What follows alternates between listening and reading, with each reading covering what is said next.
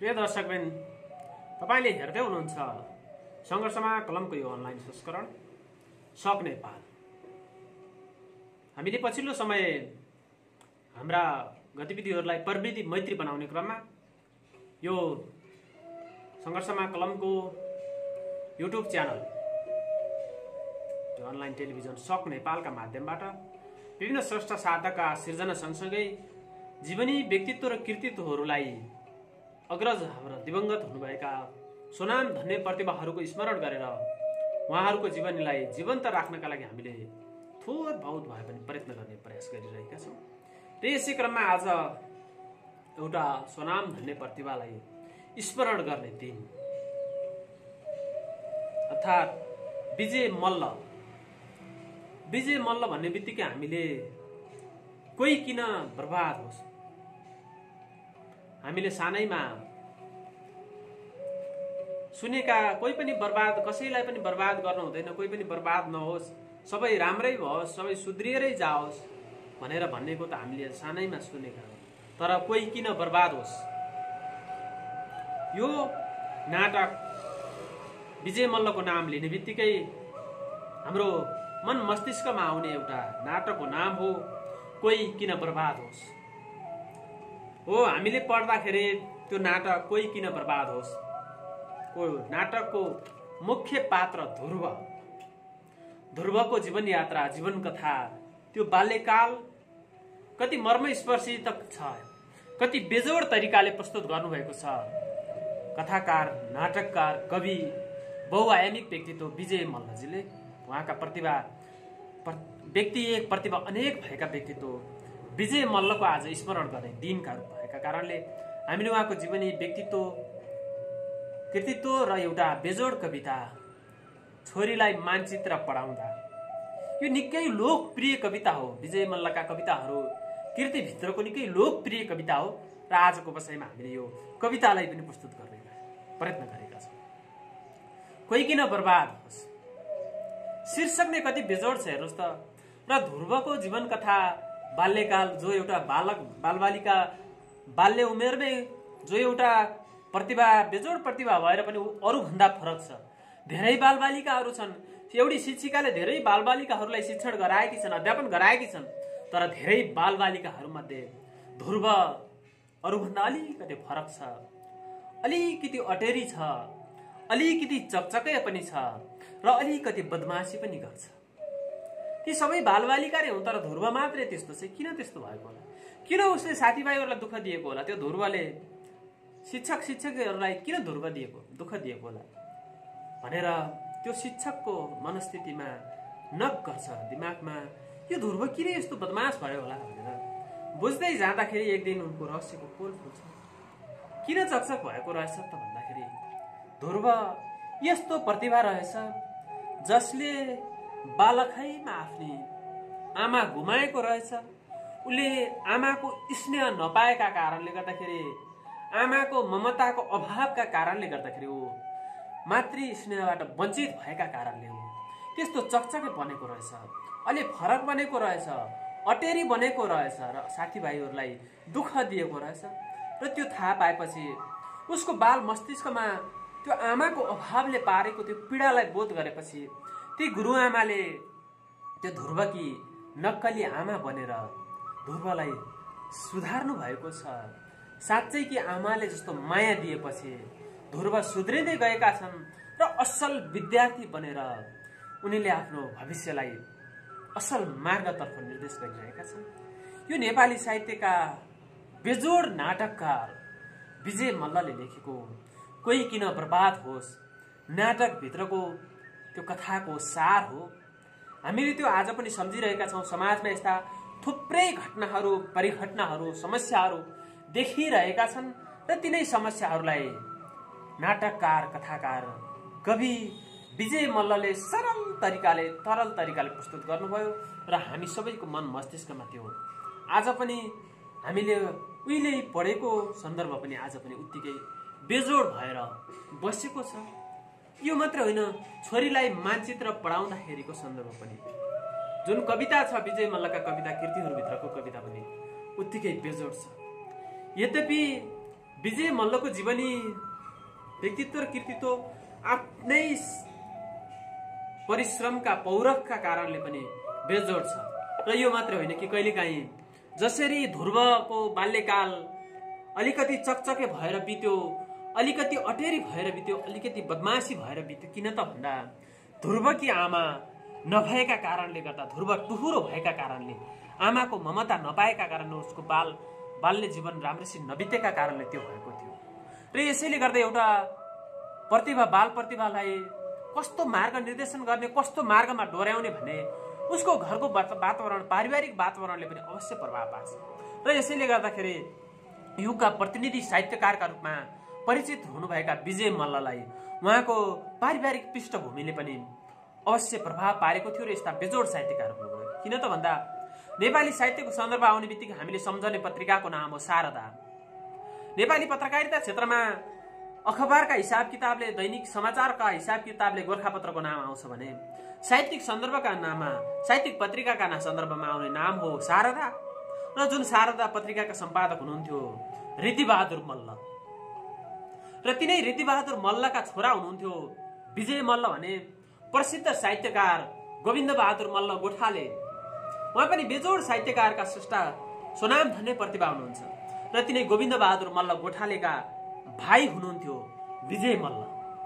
यसरी पनि हामीले उहाँको पारिवारिक पृष्ठभूमिले गर्दाखेरि पनि उहाँलाई एउटा असल मार्ग निर्देशन गर्नका लागि प्रेरणा मिलेको थियो। र अघि हामीले सन्दर्भ प्रस्तुत गर्यौं, ध्रुवको सन्दर्भ कोही किन बर्बाद होस्, निकै बेजोड बाल मनोविज्ञानमा आधारित नाटक लेख्ने यी नाटककार, बाल मनोविज्ञानलाई टपक्क टिपेर लेख्ने नाटककार भएका कारणले गर्दाखेरि पनि उहाँको निकै बेजोड लेखन यात्रा रहेको हामीले पाउँछौँ। र आफ्नो कीर्तिकै कारणले आफ्नो कीर्तिमानी कायम राखेर बालकृष्ण सम र गोपाल रिमालहरूले प्रयोग गर्नुभएको नाट्य यात्रालाई प्रतिस्थापन गर्दै सफल हुनुभएका विजय मल्ल समसामयिक युगबोधका साहित्यमा शिल्प, सौन्दर्य र परिश्रम खर्च गरेर आफूलाई चिनाउने बेजोड प्रतिभाका रूपमा हामीले पाउँछौँ। विजय बहादुर मल्ल उहाँको नाम थियो र उहाँले त्यो बहादुर काटेर आफूलाई विजय मल्लका रूपमा परिचित गराउनु भयो। साहित्यिक वातावरण पर्याप्त पाएका कारणले, साहित्यिक वातावरणमा जन्मेका कारणले गर्दाखेरि उहाँलाई आफूलाई साहित्यकारका रूपमा चिनाउन पाउनुभयो। र विजय मल्लले राजनीति आस्थाका आधारमा राजनीतिक जीवन छोडेर पछिल्लो समयमा उहाँले साहित्यमा नै आफूलाई क्रियाशील बनाउनु भयो। र यसरी अगाडि बढ्दै जाने क्रममा उहाँले आफूलाई एउटा स्रष्टाका रूपमा, साधकका रूपमा, युगका प्रतिनिधि साहित्यकारका रूपमा, नाटककारका रूपमा, कविका रूपमा, कथाकारका रूपमा परिचित गराउनु भयो। र उहाँका कैयन कृतिहरू प्रकाशित छन् र ती कृतिहरू जति पढे पनि उत्तिकै बेजोड लाग्ने कृतिहरू रहेका छन्। हामीले एउटा सन्दर्भ कोही किन बर्बाद को सन्दर्भ हामीले यहाँ प्रस्तुत गरिसक्यौँ। र त्यो ध्रुव मात्र होइन, उहाँको कविता कृतिभित्रको छोरीलाई मानचित्र पढाउँदाको कविताको उत्तिकै बेजोड छ। र यस्ता प्रतिभाको आज स्मरण गर्ने दिन। र 2027 सालमा उहाँले एक बाटो अनेक मोड कृतिका लागि साझा पुरस्कार प्राप्त गर्नुभएका प्रतिभा पनि। र विजय मल्लको जन्म 1982 असार 10 गतेका दिन ओम बहाल काठमाडौँमा भएको थियो। पिता सुब्बा रीतिबहादुर मल्ल र माता आनन्दमाया मल्लका कोखबाट जन्मनु भएका विजय बहादुर मल्लले बहादुर काटेर विजय मल्ल मात्रै नाम राख्नु भएको थियो। र उहाँका भाइ प्रख्यात साहित्यकारका रूपमा परिचित हुनुभएका गोविन्द बहादुर मल्ल जो गोठाले नाम राख्नु भएको थियो। र उहाँका भाइ पनि उत्तिकै बेजोड स्रष्टाका रूपमा परिचित, सुप्रसिद्ध साहित्यकारका रूपमा परिचित हुनुहुन्छ। उहाँका पिता रीतिबहादुर मल्ल राजधानी काठमाडौँका राणाहरूका दरबारसँग सम्बन्धित भएका कारणले गर्दाखेरि उहाँले दरबार हाई स्कुलबाटै शिक्षा प्राप्त गर्ने अवसर प्राप्त गर्नुभएको थियो।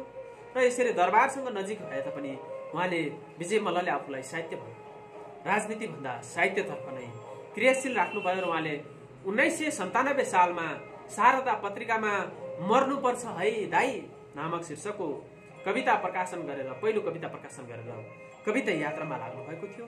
र यसरी साहित्य साधनामा लाग्दै जानुभएका विजय मल्लको बाल्यकाल साहित्यिक वातावरणमा, साहित्यिक सेरोफेरोमा, पारिवारिक स्नेहमै हुर्केर बढेको थियो र उहाँले शारदा नामको पत्रिकामा आफ्ना कविताहरू प्रकाशन गरेर त्यो तत्कालीन समयदेखि नै उहाँले शारदा पत्रिकामा आफ्ना सिर्जनाहरू प्रकाशन गर्ने अवसर पाउनुभयो र आफूलाई परिष्कृत र परिमार्जित गराउँदै जानुभयो र समयको कालक्रममा उहाँले उहाँका बाबुलाई भेट्न घरमा साहित्यकारहरू आइरहन्थे।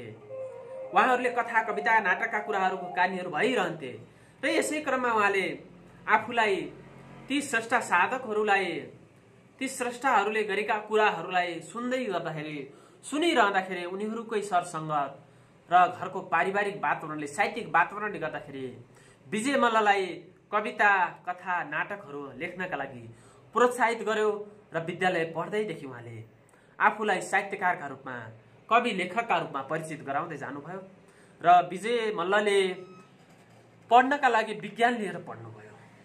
एउटा विज्ञानको विद्यार्थी, हेर्नुहोस् त, उहाँले आइएससी सम्म पढ्नु भएको थियो, तर औपचारिक शिक्षा उहाँको आइएससी सम्म भए तापनि उहाँको अनौपचारिक शिक्षा, सो अध्ययन भने त्योभन्दा कयौं गुणा बढी थियो। किन त भन्दा उहाँको घरमा प्राय कवि, कलाकार, साहित्यकारहरू उहाँका पितालाई भेट्नका लागि आउने गर्नुहुन्थ्यो, पुस्तकहरू उपहार गर्नुहुन्थ्यो र तिनीहरूलाई पढ्ने अवसर विजय मल्लले प्राप्त गर्नुभएको थियो। र केटाकेटी छँदैखेरि उहाँका साथीहरूले किताबको किरो भनेर उहाँलाई जिस्काउने गरेको पनि हामीले पाएका थियौँ।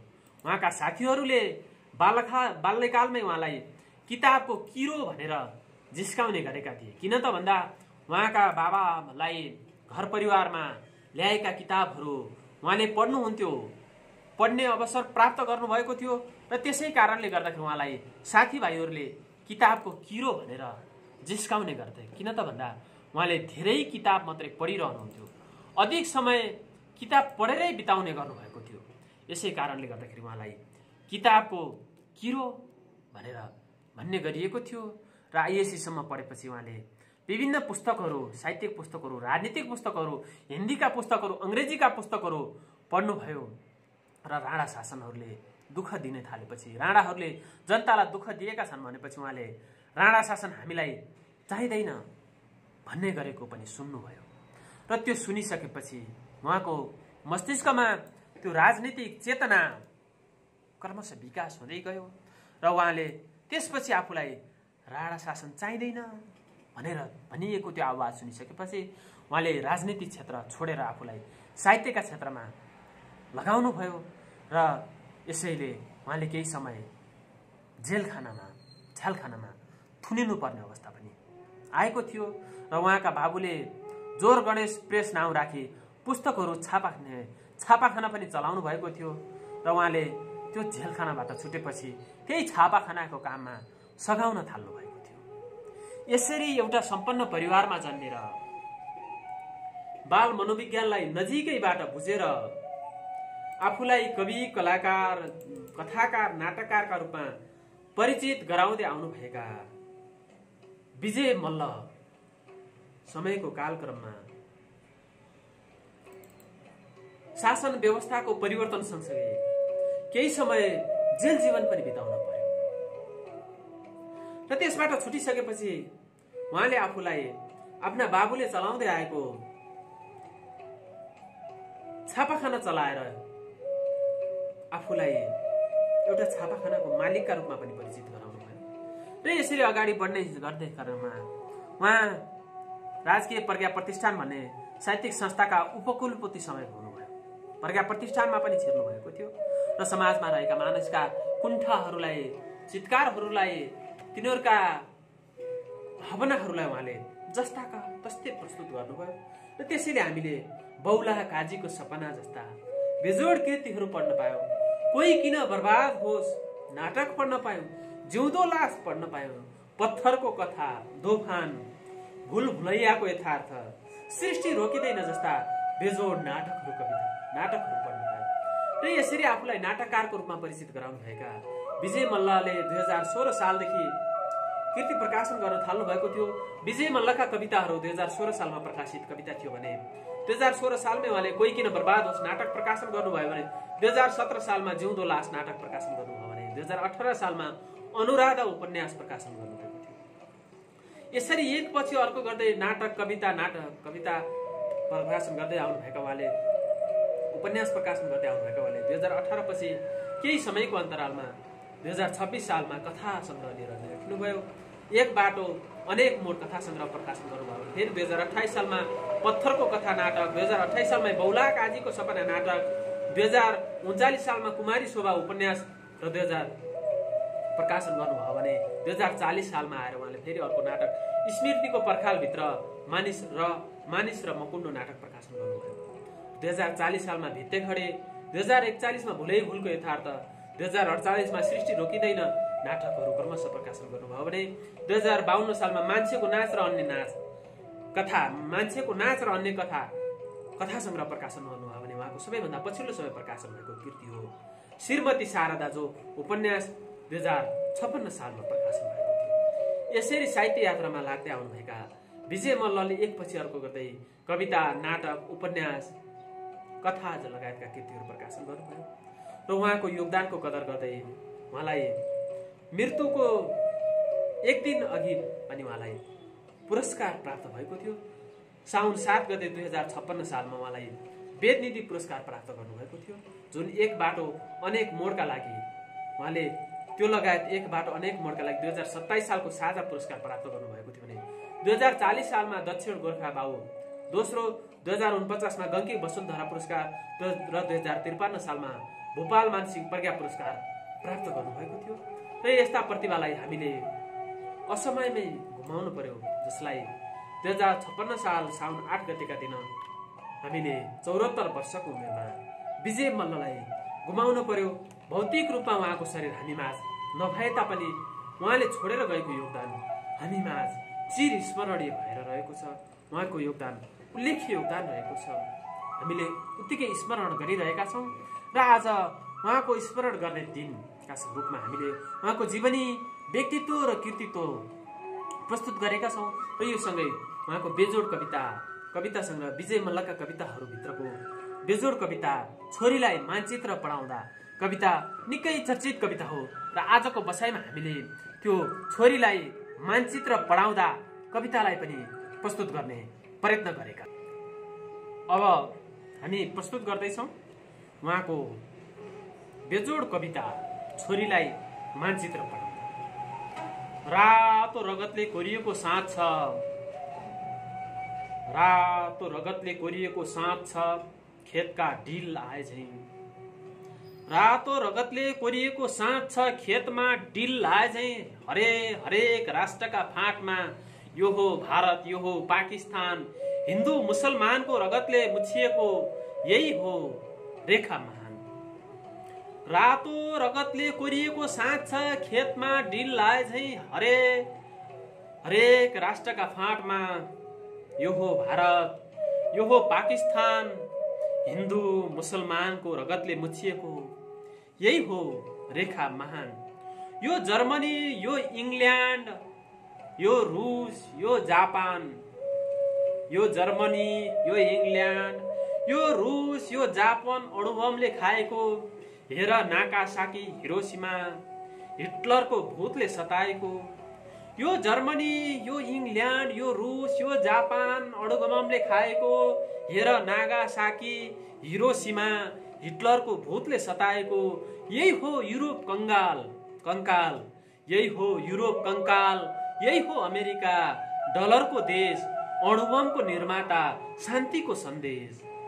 यही हो युरोप कंकाल, यही हो युरोप कंकाल, यही हो अमेरिका डलरको देश, अणुबमको निर्माता, शान्तिको सन्देश। जता हेर रातो रगतले लाएको छ घेरा, जता हेर रातो रगतले लाएको छ घेरा। परेवालाई गञ्जकमा बन्द गरे झैं। शान्ति हेर, जता हेर रातो रगतले लाएको छ घेरा। परेवालाई गञ्जकमा बन्द गरे झैं। मानिस छन् बन्दी खोरमा। मेरी छोरी कुनै दिन यस्तो आउला, मेरी छोरी कुनै दिन त्यस्तो आउला, मेरी छोरी कुनै दिन त्यस्तो आउला। जब सबले मिलेर हातमा हात गाँसेर, जब सबले मिलेर हातमा हात गाँसेर अङ्कमालमा बाँधिने छन् बाँधिएर जब सबले मिलेर हातमा हात गाँसेर अङ्कमालमा बाँधिएर हप्सी आर्य मङ्गोल पोलिनेसियन द्रविड काले सबले पुछ्ने छन् मेरी छोरी कुनै दिन त्यस्तो आउला जब सबले मिलेर हातमा हात गाँसेर अङ्कमालमा बाँधिएर हप्सी आर्य मङ्गोल पोलिनेसियन द्रविड काले सबले पुछ्ने छन् आँखाका प्याला घोप्ट्याएर आँखाको प्याला घोप्ट्याएर आँसुले त्यो रक्त रेखा सबले पुछ्ने छन् आँखाको प्याला घोप्ट्याएर आँसुले त्यो रक्त रेखा अनि धेरै कालपछि मेरी छोरी कुनै दिन त्यस्तो आउला त्यो रातो रेखा खोजे पनि तिमी पाउने छैनौ त्यहाँ अनि धेरै कालपछि मेरी छोरी कुनै दिन त्यस्तो आउला त्यो रातो रेखा खोजे पनि तिमी पाउने छैनौ त्यहाँ। यो छोरीलाई मानचित्र पढाउँदा विजय मल्लका कविता कृतिभित्रको यो बेजोड कविता छोरीलाई मानचित्र पढाउन कविता हामीले आजको बसाइमा उहाँको जीवनी व्यक्तित्व र कृतित्वसँगै यो कविता प्रस्तुत गर्यौं। हो बाल मस्तिष्कलाई बाल मनोविज्ञानलाई टपक्क टिपेर कविता लेख्ने नाटक लेख्ने उपन्यास लेख्ने कथा लेख्ने बेजोड स्रष्टाको आज स्मरण गर्दै उहाँको जीवनी व्यक्तित्व र कृतित्वलाई आजको बसाइमा हामीले प्रस्तुत गर्यौं। अवश्य पनि यो सन्दर्भ सामग्री नेपाली साहित्यको पछिल्लो पुस्ताका लागि एउटा सन्दर्भ सामग्री बन्न सक्यो भने हामीले आफूलाई धन्य ठान्नेछौँ र हाम्रा कार्यक्रमहरू हेरेर सुझाव सल्लाह प्रतिक्रिया दिँदै गर्नुहोला। हामी यस्तै नयाँ नयाँ प्रस्तुतिहरू लिएर आउनेछौँ भन्दै बिदा चाहन्छु। धन्यवाद।